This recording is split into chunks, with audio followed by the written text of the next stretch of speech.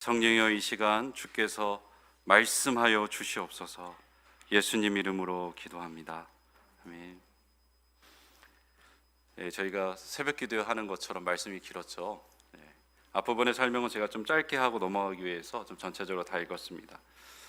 저희는 지금 이제 교회 나의 사랑 나의 고민에 대해서 이 시리즈로 우리가 함께 말씀을 나누고 있는데요. 지난주에는 교회의 자아상은 무엇인가에 대해서 우리가 살펴봤습니다.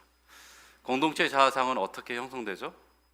하나님과의 스토리를 통해서 형성된다는 걸 살펴봤죠. 그래서 이스라엘 백성의 예를 통해서 사도 바울의 예를 통해서 보게 되었습니다. 특별히 사도 바울의 그 스토리를 통해서 교회는 뭘로 나타났죠?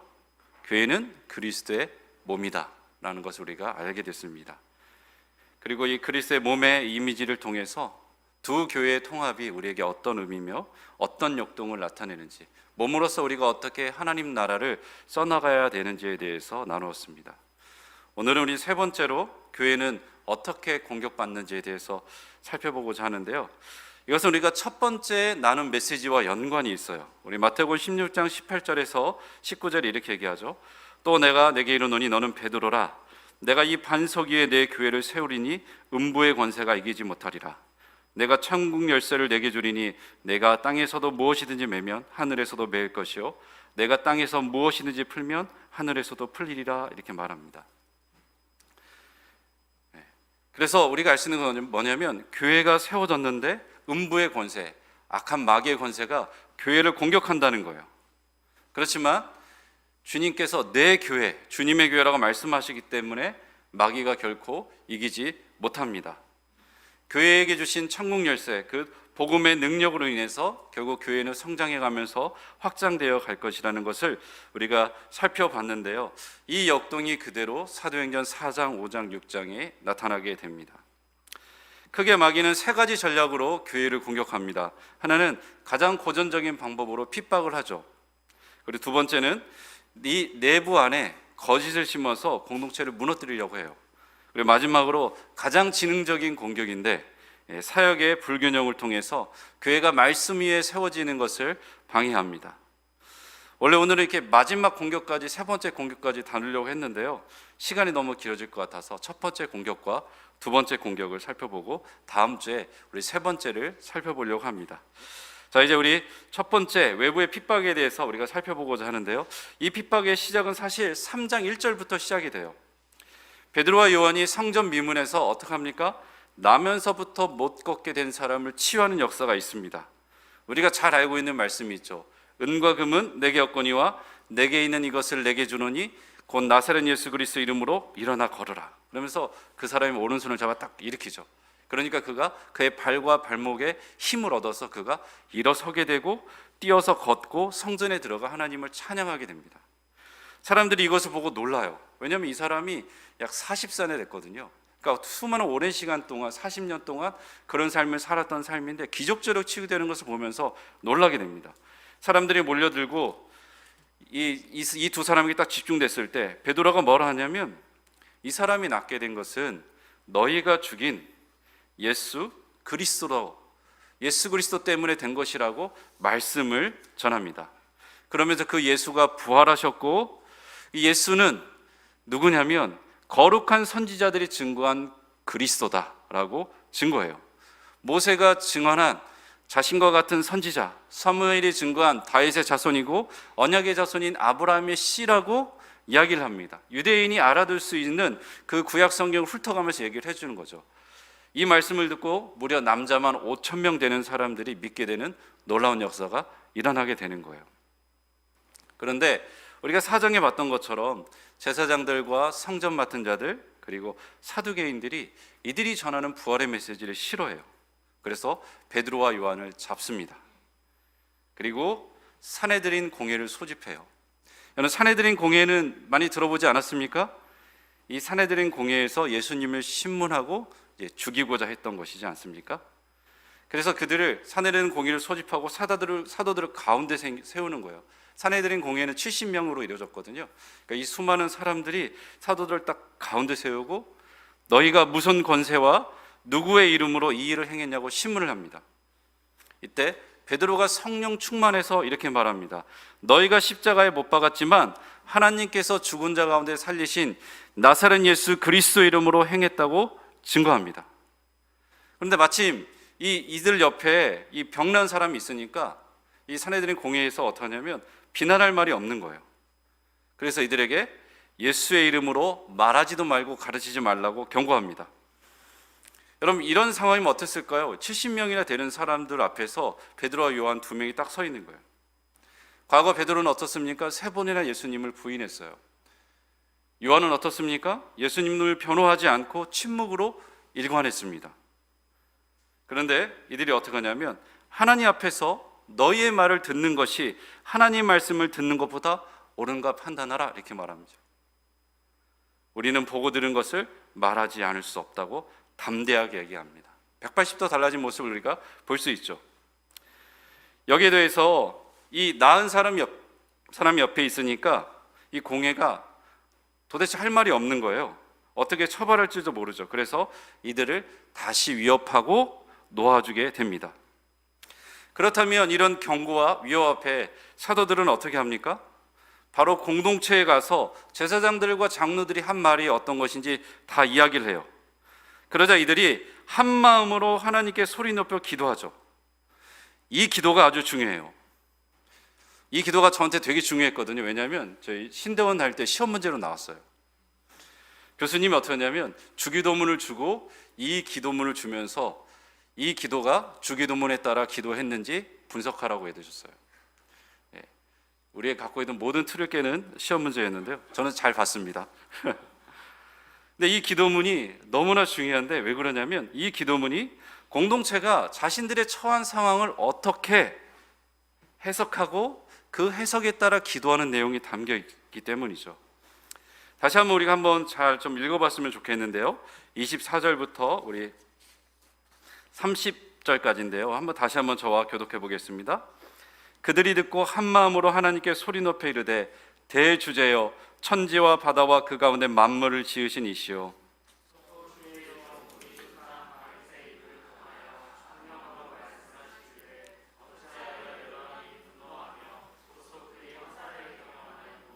세상의 군안들이 나서며 관리들이 함께 모여 주와 그의 그리스도를 대적하도다 하신 이로소이다.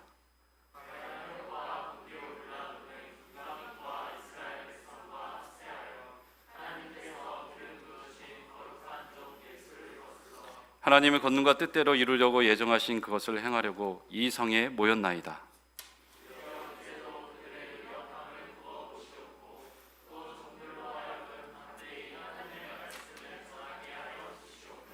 손을 내밀어 병이 낫게 하시고 표적과 기사가 거룩한 종 예수의 이름으로 이루어지게 하옵소서 하더라, 이렇게 말합니다. 이 기도의 내용을 우리가 잘 살펴보면 24절을 보면 하나님을 천지를 지으신 천지의 대주제라고 부릅니다. 모든 것을 주관하시고 다스리시는 분이라고 이야기를 하죠. 그러면서 하나님의 주권 아래 지금 어떤 상황이 벌어지는지를 풀어가고 있습니다. 25절과 26절은 다윗의 시편 2편 1절에서 2절을 인용한 거거든요. 이 시편의 내용이 27절과 28절에 현재 상황이 이루어지는 것이라고 자신들의 현실을 해석하는 거예요.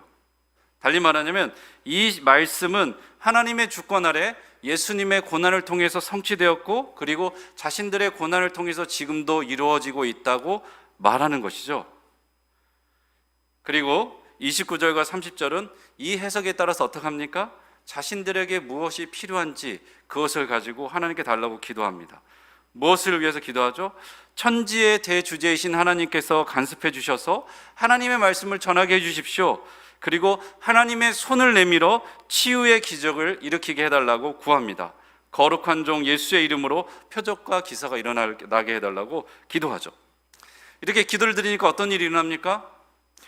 과거 시내산에 하나님께서 임하셨을 때 그곳이 진동하였거든요. 땅이 진동했거든요. 마치 그런 것처럼 이들의 모인 것이 진동합니다. 그리고 이들이 성령 충만해져서 담대히 하나님의 말씀을 전하죠. 음부의 권세가 주님의 교회를 이기지 못한다는 것, 그리고 교회가 자신들에게 주어진 복음의 능력을 드러내는 것을 아주 선명하게 이 사건이 보여줍니다. 그런데 저는 여기에서 외부의 핍박에 맞선 교회가 어떻게 이것들을 풀어가는지를 잘 살펴봤으면 좋겠어요. 잘 보세요. 교회가 베드로와 요한의 이야기를 듣고 기도합니다. 여러분이 기도한 내용을 직접 소리내서 읽어보면 얼마나 걸리는지 아세요? 제가 오늘 한번 시간을 재봤어요. 47초 걸려요. 그럼 뭡니까? 이들이 47초 동안 딱 기도하고 딱 끝났을까요? 그렇지 않았겠다는 것을 우리가 잘 알 수 있습니다. 짧지 않은 시간 동안의 기도가 있었을 것이고 수많은 기도의 내용이 있었을 거예요. 그런데 그 기도의 내용을 어떻게 하냐면 총 7절로 정렬했다는 것을 우리가 알 수 있게 되는 거죠. 여러분, 이 총 7절 중에서 이들의 현실 해석이 몇 절이나 되죠? 한번 보세요. 무려 5절입니다. 실제 간구는 2절밖에 되지 않아요. 그럼 이게 어떤 거죠? 이렇게 현실 해석이 하나로 모여져서 정련돼서 기도로 나오기까지 시간이 걸렸다는 것을 우리가 추측해 볼 수 있습니다. 왜냐하면 24절을 보면 이들이 한 마음으로 하나님께 소리 높여 기도했다고 얘기하거든요. 그럼 뭡니까? 공동체 전체가 이 현실에 대한 해석을 다 받아들이고 그것에 따라 기도한 거거든요. 사람들마다 각자 현실에 처한 자신의 현실들을 해석하는 방법들이 다르고 그리고 그것을 바라보는 관점이 달라요. 현실을 바르게 해석해야 바른 기도를 드릴 수 있거든요. 그런데 공동체가 한 마음으로 이 모든 것을 모아서 기도한 것을 우리가 볼 수 있습니다. 여러분, 이것이 우리의 현실에 의미하는 바는 무엇이겠습니까? 현재 우리는 복음을 전하는 것 때문에 정부의 핍박이나 정부로부터 어려움을 겪는 일은 거의 없습니다. 그래서 이 본문이 사실 우리와 전혀 상관없어 보이기도 하죠. 그렇지만 한국 교회는 어떠냐면 거대한 세속화의 물결 가운데 끊임없이 공격당하고 침몰당하고 있다는 것을 우리가 알고 있죠. 이런 현실을 우리가 어떻게 뚫고 가야 될까요? 그래서 초대교회가 자신들의 현실을 해석하고 그 한마음으로 그 해석에 따른 기도를 하는 모습은 우리에게 시사하는 바가 큰 것입니다. 여러분, 우리 앞에 바로 앞에 있는 현실은 무엇이죠? 곧 우리는 예인교회와 통합을 할 거예요. 그렇다면 이 통합이 우리에게는 어떤 의미입니까? 예인교회에게는 어떤 의미일까요? 우리의 관점이 아니라 예인교회 관점을 여러분 한번 생각해 보신 적이 있습니까?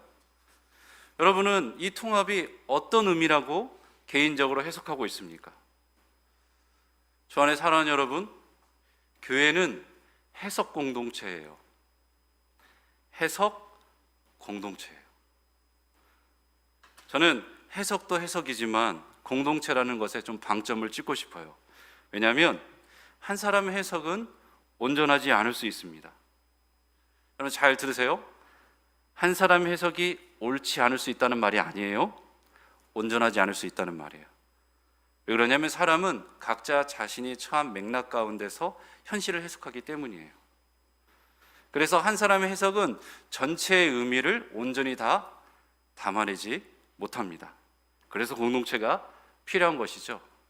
각자 다양한 스토리를 가진 사람들이 서로 다른 관점에서 해석을 하고 그리고 그 해석을 하나로 통합할 때 온전히 그것이 어떤 의미인지 알 수 있는 것입니다. 마치 사복음서가 있는 것과 마찬가지예요. 여러분 이런 고민을 해본 적 있습니까? 왜 사복음서가 있을까? 마태, 마가, 누가, 요한. 어떤 초신자는 사복음서를 읽고 나서 어떤 말을 하냐면 왜 예수님께서 4번이나 죽으셨냐고 물었다고 그래요. 여러분 왜 사복음서가 있을까요? 온전하신 예수님의 모습을 보여주기에는 한 사람으로 부족한 거죠. 한 사람의 경험과 관점으로는 다 드러내지 못하게 되는 것입니다.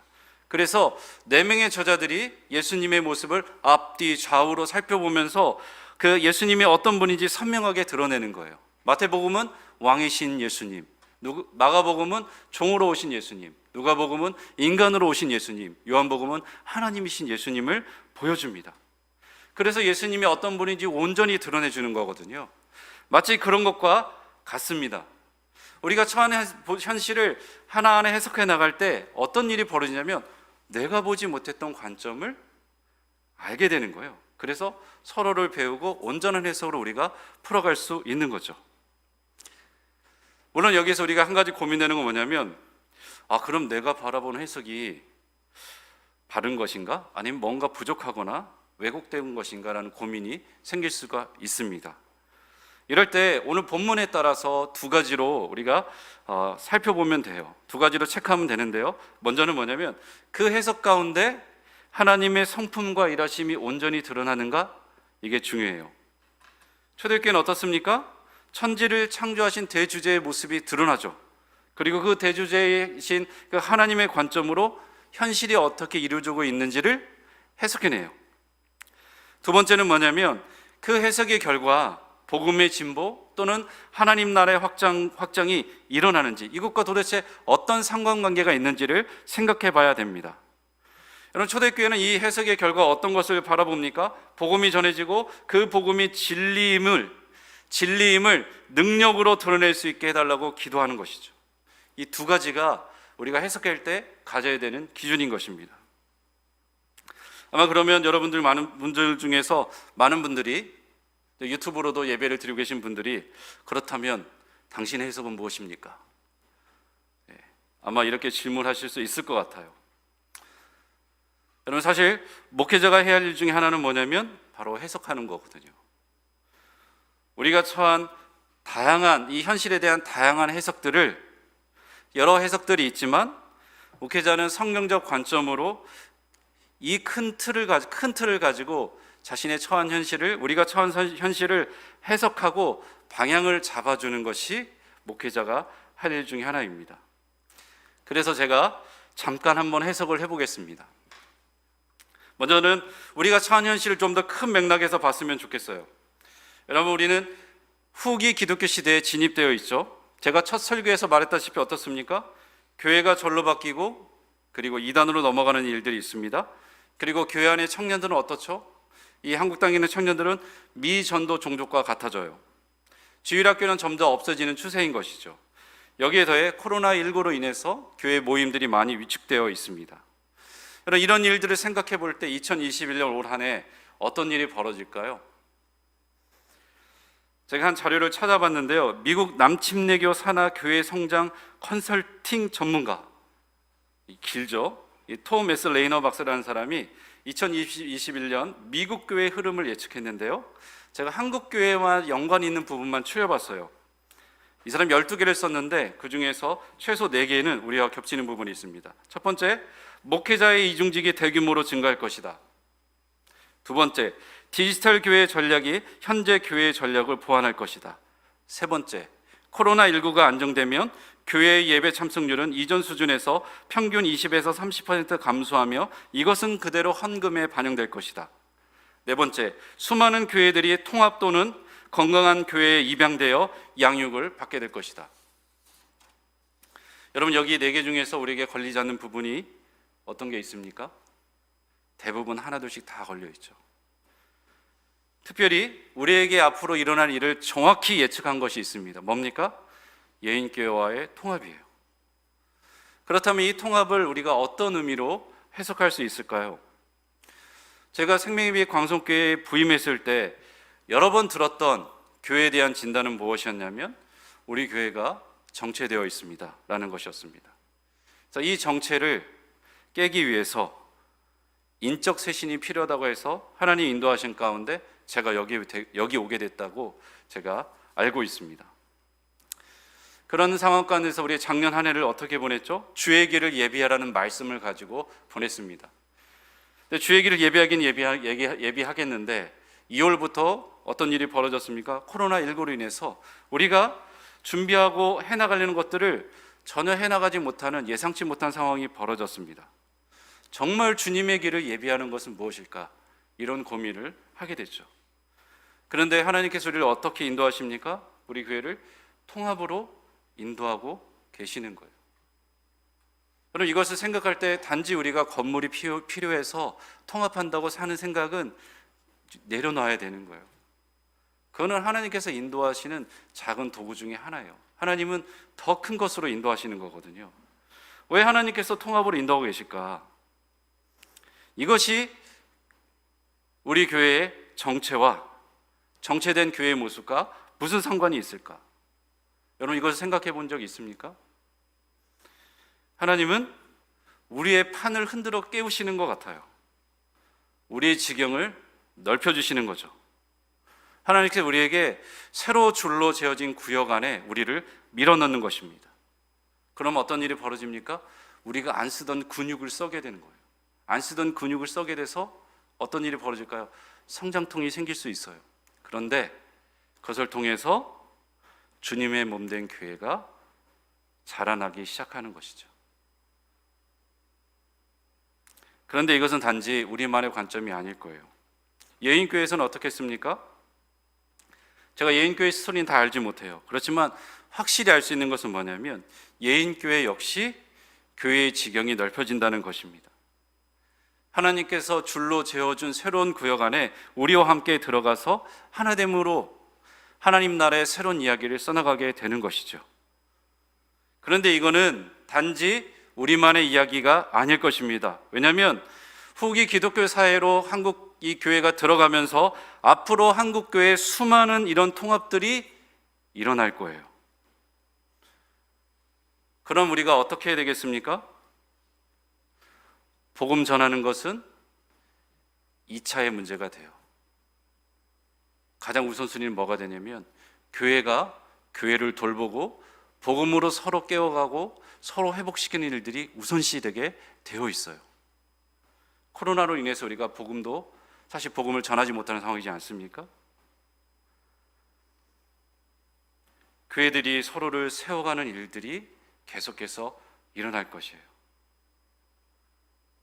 그 일들의 그 흐름 가운데 저희가 있는 것입니다. 교회들의 주인 되신 예수님께서 이렇게 자신의 몸들을 통합시켜 가면서 다시금 새로운 시기를 준비하게 하시는 것이죠. 이런 해석을 하게 되면 우리가 어떻게 기도해야 할지를 알게 되죠. 그렇죠? 어떻게 기도할지에 대해서는 여러분들에게 숙제를 주고자 합니다. 숙제로서 여러분들이 고민하고 기도했으면 좋겠어요. 서로 나누고 기도하면서 우리가 마음으로 잘 준비됐으면 좋겠습니다. 자, 이제 우리가 다음으로 한번 넘어가 볼까요? 마귀의 두 번째 전략은 뭐냐면 내부에 거짓을 심어서 분열시키려 한다는 거예요. 이 공격이 어떻게 이루어지고 교회의 주인 되신 하나님께서 어떻게 주권적으로 이것을 막았는지를 우리가 살펴봤으면 좋겠습니다. 본문의 시작을 보면 4장 33절에 이렇게 얘기하죠. 사도들이 큰 권능으로 주 예수의 부활을 증거하는 장면으로 시작됩니다. 이로 인해서 무리가 큰 은혜를 받습니다. 여기서 이 무리는 앞에 나타난 베드로의 설교로 인해서 예수님을 믿은 남자만 5,000명 되는 사람들이에요. 이들이 큰 은혜를 받습니다. 큰 은혜를 받으니까 어떤 일이 벌어집니까? 삶의 변화가 나타나는 거예요. 어떤 변화죠? 사람들이 자신들의 밭과 집을 팔아서 궁핍한 성도들의 필요를 채워주는 일들이 나타나는 거예요. 이것을 32절에 한 절로 요약해서 이렇게 말합니다. 믿는 무리가 한 마음과 한 뜻이 되어 모든 물건을 서로 통용하고 자기 재물을 조금이라도 자기 것이라는 이가 하나도 없더라, 이렇게 말합니다. 여러분 놀랍지 않습니까? 5,000명 되는 사람이 재물을 조금이라도 자기 것이라고 하는 사람이 없다는 거예요. 한 마음과 한 뜻이 되어서 서로의 필요를 채우는 역사가 일어난다는 거죠. 여러분 이렇게 된 이유는 무엇일까요? 이들의 마음이 넓어서 그럴까요? 이들이 착해서 그럴까요? 우리 앞에서 무엇을 살펴봤습니까? 이들이 이렇게 된 이유 가장 근본은 뭐냐면 주 예수의 부활의 메시지 때문에 그런 거예요. 어떻게 부활의 메시지가 어느 시대를 막론하고 가장 강력한 힘을 발휘하는 만몬신인 재물을 나누게 할 수 있을까요? 예수님의 부활은 우리에게 중요한 사인입니다. 어떤 사인이냐? 우리에게도 부활이 있다는 것을 알려주거든요. 그래서 부활은 우리 삶을 종말론적인 관점으로 보게 하는 거예요. 그래서 마치 짐 엘리어트가 어떤 얘기를 했습니까? 그가 말한 것이 영원한 것을 위해서는 영원하지 않은 것을 포기하는 것은 결코 바보가 아니다, 이렇게 합니다. 영원한 것을 위해서 영원하지 않은 것을 기꺼이 포기할 수 있다는 거예요. 하나님 나라의 보상을 기대하면서 이 땅에서 자신이 가진 것을 기꺼이 나누며 헌신하는 일들이 벌어지는 것입니다. 그래서 복음이 전해지면 단지 영혼만 변화가 일어나는 것이 아니라 현실적인 영역에서도 이런 열매가 나타나기 마련이에요. 그래서 복음은 현실적인 것입니다. 초대교회에 그대로 나타나죠. 부활의 메시지로 인해서 공동체가 큰 은혜를 받고 한마음 한뜻이 되어서 서로가 서로를 돌보는 놀라운 하나됨의 역사가 일어납니다. 이런 역사 가운데 오늘 본문은 한 사람을 그 모본으로 소개하죠. 우리가 너무나 잘 알고 있는 바나바예요. 바나바의 원래 이름은 요셉입니다. 바나바라는 이름은 사실 별명이에요. 근데 이 바나바의 뜻은 무엇이냐면 위로의 아들이라는 거예요. 이 별명을 통해서 알 수 있는 건 뭡니까? 그가 얼마나 성도들을 권면하고 위로하는 삶을 살았는지를 단적으로 보여주는 거예요. 그는 구브로 출신 레인이라고 말하죠. 레이지파 출신 레이족이에요. 레이는 원칙적으로 재산을 소유할 수 없었습니다. 그렇지만 1세기에 와서는 부분적으로 재산을 소유한 것으로 보인다고 얘기해요. 근데 이 바나바가 자신의 밭을 팔아서 그 값을 가지고 사도들의 발 앞에 둡니다. 근데 왜 하필 사도들의 발 앞에 둘까요? 그것은 뭐냐면 자신의 재물에 대한 모든 권한을 사도들에게 맡겼다는 의미예요. 그래서 사도들이 성도들의 필요에 따라서 나눌 수 있도록 한 것이죠. 그런데 우리가 5장으로 넘어가면 아나니아와 삽비라를 만나게 됩니다. 바나바와 같이 자신들의 땅을 이 판값을 바치는 그들의 모습을 볼 수 있습니다. 그런데 이 바나바가 바친 밭을 원어로 보면 이 아그로스라고 하는데요, 규모가 아주 큰 땅을 얘기합니다. 규모가 아주 큰 밭이에요. 반면에 아나니아와 삽비라가 바친 이 땅은 코리온이라고 그래서 작은 규모의 땅을 말합니다. 둘 사이에 바친 밭의 크기도 달라요. 그런데 이것은 별로 문제가 되지 않아요. 크기가 어떻게 되는 것은 문제가 되지 않습니다. 무엇이 문제죠? 두 부류의 사람 다 자신의 소유를 팔아서 그 값을 가져다가 사도들의 발 앞에 뒀어요. 그런데 아나니아와 삽비라는 그 판값의 일부를 감췄다는 겁니다. 겉으로 드러나는 모양새는 둘 다 똑같아요. 그런데 아나니아와 삽비라는 숨긴 거죠. 왜 이렇게 했을까요? 베드로의 책망을 통해서 보면 이들이 어떻게 이런 일을 시작했는지를 알게 돼요. 성령의 감동하심이 있었어요. 성령의 감동하심으로 자신들의 소유를 팔아 교회 안에 있는 가난한 자들을 구제하겠다, 그런 마음을 이들이 먹게 됩니다. 작정한 것이죠. 그런데 땅을 이렇게 딱 처분하고 나니까 자신들의 돈이 손에 들어오잖아요. 이것을 딱 쥐고 나니까 마음에 악한 영이 유혹을 하는 거예요. 어떤 유혹이겠습니까? 다 바치는 것처럼 하라는 거죠. 거짓 헌신을 하라고 얘기하는 것입니다. 그러면 어떤 일이 벌어집니까?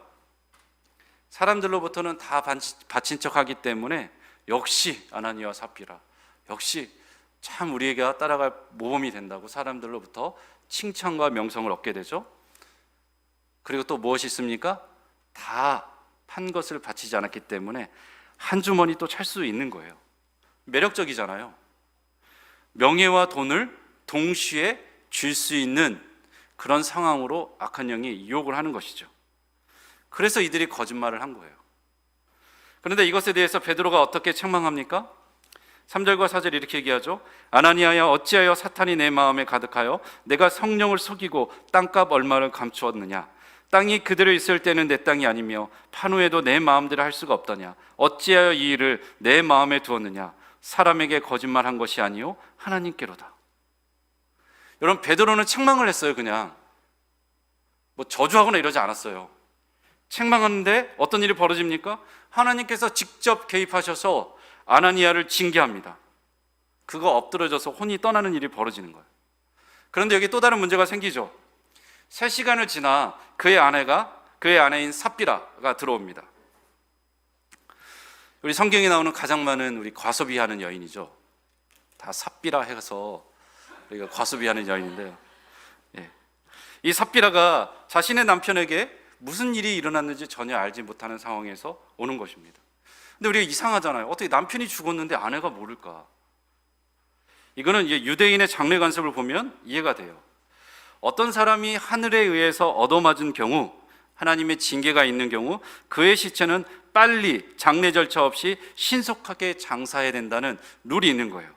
누구도 그를 위해서 애통해서 안 된다는 이들의 규례가 있습니다. 그러니까 안 해도 모르는 거예요.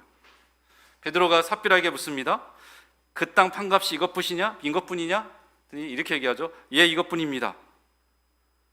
베드로가 너희가 어찌하여 함께 꾀하여 주의 영을 시험하려 하느냐고 호통을 쳐요. 너희가 이렇게 거짓말을 하고도 성령께 드러나지 않을 것이라고 생각하냐? 왜 성령을 시험하느냐고 이야기를 합니다. 근데 그 다음 말이 우리가 기가 막히는 거죠. 내 남편을 장사하고 오는 사람들의 발이 문 앞에 이르렀으니 또 너를 메어 내가 가리라, 이렇게 말합니다. 그러니까 삽비라가 베드로의 발 앞에 엎드러져 혼이 떠납니다. 베드로가 어떻게 이렇게 이야기할 수 있겠습니까? 하나님께서 아나니아의 죄를 징계한 것을 딱 보고 나서 알았어요. 삽비라도 거짓말하면 하나님께서 저렇게 징계하시겠구나. 그래서 이 말을 한 것이죠. 이로 인해서 공동체가 큰 두려움에 빠지게 됩니다. 아나니아의 죽음으로 인한 두려움, 삽비라의 죽음으로 인한 두려움이 공동체에 임하죠. 어떤 두려움이겠습니까? 하나님께서 거짓을 얼마나 엄중하게 보시는지, 그 하나님의 거룩함에 대한 두려운 마음이, 경외하는 마음이 이 공동체 가운데 부어지는 것이죠. 온 교회가 이 하나님의 엄중한 징계 앞에서 깨닫게 됩니다. 교회는 성령께서 거하시며 다스리시는 공동체구나라는 것을 알게 돼요. 그런데 우리는 여기에서 이런 생각을 할 수 있어요. 아니, 아무리 그래도 거짓말했다고 하나님께서 이렇게 하실 수 있을까? 여러분, 이런 생각을 할 수 있지 않겠습니까? 그런데 한번 생각해 보세요. 만일 교회가 형성되는 초기에요, 아나니아와 삽비라의 이 거짓이 그대로 지속되면 어떤 일이 벌어질까요? 여러분, 공동체에 서로 우리가 깊은 관계를 맺고 진실한 교제를 맺는 그 근간은 뭡니까? 서로의 신뢰잖아요. 정직하게 자신의 이야기를 하는 거잖아요. 그런데 거짓이 들어오기 시작하는 것이죠. 위선의 씨앗이 자라는 것이죠. 여러분, 뚝이 무너지는 것은 작은 구멍 때문에 무너지게 되는 거잖아요. 그렇게 초기에 세워지는 교회 공동체가 거짓 때문에 무너질 수 있게 되는 것이죠. 이것이 사탄이 교회를 무너뜨리려고 하는 전략인 거예요. 작게 보이는 거짓을 통해서 무너뜨리기 시작하는 것입니다. 여러분, 우리는 이것에 대해서 아간의 사건과 비교해서 사실 볼 필요가 있습니다. 오늘 본문의 2절과 3절에 나눈 감추다라는 단어는 원어로 보면 착복하다 또는 횡령하다는 뜻을 가졌는데요, 이것은 70인경에 아간이 여리고성에서 이 한 행동을 묘사할 때 그대로 사용됩니다. 하나님께 온전히 바쳐진 것을 취하지 말라 했는데 아간이 어떻게 합니까? 온전히 바친 물건을 가져요. 도둑질하고 속였다고 말합니다. 이로 인해서 이 아간의 죄로 인해서 어떤 일이 벌어집니까? 공동체가 하나님 앞에 언약을 했는데 그 언약이 깨지는 거예요. 그래서 아이성 전투에서 처참하게 패배를 당합니다. 하나님께서 이 패배 원인이 무엇인지 아간의 죄를 드러내시고 그를 죽임으로 징계를 하시죠. 왜 하나님께서 이런 일을 하실까요? 아나니아와 삽비라, 아간이 있었던 그 시대의 특징은 무엇일까요? 아간의 죄는 옛날에 있던 그 언약 공동체가 가나안 땅에 들어가는 시점부터 시작이 돼요. 아나니아와 삽비라는 어떻습니까? 새 언약 공동체가 세워지는 시점에서 벌어진 것입니다. 이 두 사건의 공통점은 뭐냐면 하나님의 구원사적으로 정말 중요한 시기, 새로운 시기를 여는 그 시작점이었다는 거예요. 그런데 그 시작점에 이런 죄들은 새로운 문을 닫아버리는 역할을 하게 됩니다. 그러니까 하나님께서 직접 개입하셔서 이런 일들을 행하시는 거예요. 주 안에 사랑하는 여러분, 하나님께서 교회에게, 공동체에게 새로운 일을 행하실 때, 새로운 시즌을 열어주실 때 원하시는 것은 무엇이냐? 거룩함이에요. 정결함이에요. 그래서 공동체적으로 이스라엘이 요단강을 건널 때 무엇을 합니까? 정결을 행하는 거거든요. 거룩하게 하는 거거든요. 여러분, 이것은 단지 공동체만의 이슈가 아니에요. 개인적으로 하나님께서 새로운 시즌을 열어주실 때 우리에게 필요한 것은 뭐냐면 거룩함이에요. 모세가 하나님의 부르심을 따라 애굽에 들어갈 때 어떤 일이 벌어집니까? 자녀에게 할례를 행하지 않아서 죽을 뻔한 일이 벌어져요. 하나님께서 거룩을 요구했거든요. 그런데 언약 백성의 표징인 그 할례를 자녀에게 행하지 않았던 거죠. 부르셨는데 죽이려고 하는 거예요. 거룩함은 그만큼 중요합니다. 하나님은 약속의 땅의 그 시작에서 자신의 백성에게 거룩함을 요구했던 것처럼, 그래서 하나님 나라를 세워가기 원했던 것처럼 교회가 시작되는 그 시점에서 하나님은 거룩함을 원하시는 거예요. 그 거룩함 가운데 자신의 온전한 모습인 교회가 세워지기를 하나님이 원하셨던 거죠. 그래서 하나님은 교회의 거룩과 하나됨을 깨트리는 거짓과 위선을 직접적으로 징계하신 거예요. 여러분, 그렇다고 아나니아와 삽비라가 구원받지 못한 건 아닙니다. 이것은 구원과 상관없는 거예요. 이것은 이들의 죄에 대한 하나님의 직접적인 징계예요. 특별히 구원사적으로, 교회사적으로 중요한 시점에 벌어진 것입니다. 지금은 이런 시점은 아니에요. 만약 하나님께서 그때처럼 지금 동일하게 이런 일을 행하신다면 아마 오늘 기도하다가 사람들이 쓰러지기 시작하고, 그리고 저도 이제 중간에 설교하다 쓰러지고 그런 일이 벌어질 수 있어요. 아무도 여기 살아서 온전하게 예배 등을 나갈 수 있는 사람이 없을 것입니다. 그렇다면 이것이 새로운 시즌을 열어가는 우리에게 의미하는 바는 무엇이겠습니까? 두 교회 통합이라는 새로운 시즌 앞에서는 우리에게 요구하는 것은 무엇이겠습니까? 하나님은 거룩함을 요구하신다는 거예요. 거짓을 버리고 정직하게 하나님과 사람 앞에 서라는 거예요. 헌신하는 척, 위선을 버리고 모든 것을 하나님 아시는 하나님 앞에 정직하게 나오라는 거예요. 그래서 서로 하나됨을 이루어가라고 요구하시는 것이죠. 여러분, 그렇게 할 때 어떤 일이 벌어지겠습니까? 기도응답이 이루어져요. 여러분, 우리는 4장에서 공동체적으로 어떤 기도를 드렸는지 살펴봤죠. 이렇게 얘기하죠. 주여, 이제도 그들의 위협함을 굽어보시옵고 또 종들로 하여금 담대히 하나님 말씀을 전하게 하여 주시오며 손을 내밀어 병을 낫게 하시고 표적과 기사가 거룩한 종 예수의 이름으로 이루어지게 하옵소서 하더라. 이렇게 말합니다. 이 앞에 29절의 기도응답이 바로 31절에 나타납니다. 우리가 다 성령 충만하여 담대히 하나님 말씀을 전해요. 그런데 30절의 기도는 응답되지 않아요. 그렇죠? 30절의 기도는 무엇입니까? 손을 내밀어 병을 낫게 하옵시고 표적과 기사가 거룩한 종 예수의 이름으로 이루어지게 하옵소서라는 그 기도는 응답되지 않아요. 그런데 어디에서 나타나기 시작하느냐? 12절, 5장 12절부터 그 일이 일어나기 시작합니다. 공동체의 거룩함이 회복되고 나서야 이 기도, 4장에서 드렸던 나머지 기도가 응답돼요. 그래서 12절을 보면 어떻습니까? 하나님의 손이 사도들의 손을 통하여 민간의 표적과 기사를 일으킵니다. 심지어 어떤 일까지 벌어지냐면 병든 사람을 메고 거리에 나가 침대와 요위에 누이고 베드로가 지날 때 혹 그의 그림자라도 누구에게 덮일까 사람들이 바라고 예루살렘 부근에 수많은 사람들이 모여 병든 사람과 더러운 귀신에게 괴로움받는 사람을 데리고 와서 다 나음을 얻었다고 얘기하는 거예요. 여러분, 이것은 마치 예수님을 연상시키는 거거든요. 누가복음 6장 17절에서 19절 보면 유대 사방과 예루살렘과 두루와 시돈 해안으로부터 수많은 사람들이 예수님께 나옵니다. 이들 중 더러운 귀신에게 고난받는 자들이 고침을 받고 심지어 온 무리가 예수님을 만지려고 하는 거예요. 왜 만지려고 하느냐? 능력이 예수님께서 나와서 만지는 자마다 낫는 일이 벌어지는 거죠. 여러분, 이런 비슷한 일들이 사도들을 통해서 이루어지게 됩니다. 그런데 여기서 우리가 생각해 볼 것은 뭐냐면 4장에 드렸던 기도 다음에 곧장 이 이야기가 나오지 않고 공동체의 그 거룩함이 회복된 그 다음에 이 이야기를 기록했다는 것이 의미심장한 것이죠. 무슨 뜻이겠습니까? 공동체가 거룩한 가운데 들어갈 때 아직 응답되지 않은 기도가 있는데 그 기도가 응답된다는 거예요. 공동체가 거룩할 때 하나님께서 온전히 드러나는 것이죠. 하나님의 능력이 나타난다는 것입니다.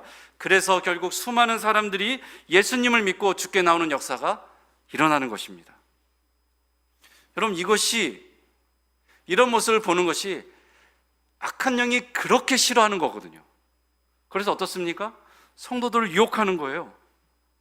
이것 좀, 야, 이렇게 그냥 겉으로 하는 척해도 괜찮아. 공동체에 거짓의 씨앗을 뿌리고 다니는 것입니다. 왜요? 공동체가 온전히 거룩한 가운데 회복될 때 응답되지 않는 기도들이 응답이 되기 시작하고 하나님의 역사가 나타나기 시작하는 거거든요. 주 안에 사랑하는 여러분, 혹 우리는 이런 악한 영들의 공격을, 그들의 유혹을 받고 있지는 않습니까? 우리 자신을 잘 돌아봤으면 좋겠습니다. 공동체를 잘 돌아봤으면 좋겠습니다. 우리에게 아직도 응답받지 못한 기도가 있습니까? 응답되지 않은 기도가 있습니까? 우리에게 하나님의 능력이 드러나지 않고 있습니까? 우리를 통해서 사람들이 죽게 나오는 일들이 멈춰지고 있습니까? 그러면 어쩌면 우리 안에 거룩의 문제일 수도 있는 거예요. 이 밤에 우리가 자신들을 하나님 앞에 돌아보며 그 거룩을 회복하시는 밤 되기를 주님의 이름으로 축원합니다.